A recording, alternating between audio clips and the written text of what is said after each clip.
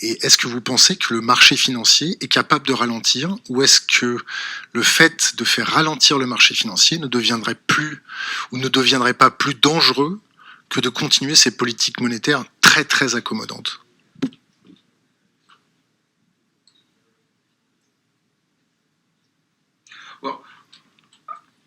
D'une façon générale, je pense que nous pouvons nous assurer que les marchés financiers se concentrent sur leur finalité.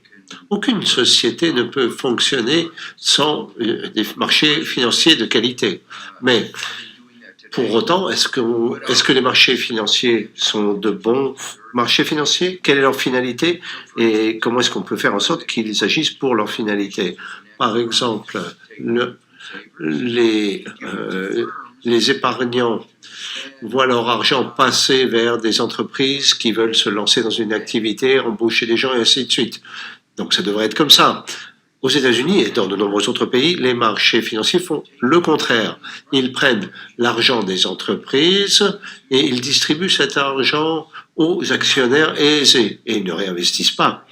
En décembre 2017, le président Trump a accordé une réduction des impôts aux milliardaires et aux entreprises très riches. Qu'est-ce qu'elles en ont fait, les entreprises? Eh bien, elles ont pris l'argent et elles ont racheté leurs actions à hauteur de 1000 milliards de dollars en 2018.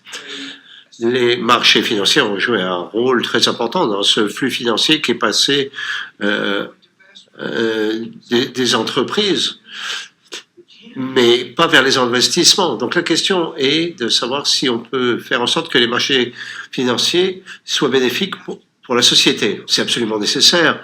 Si ce n'était pas le cas, le système capitaliste ne fonctionnera pas. Et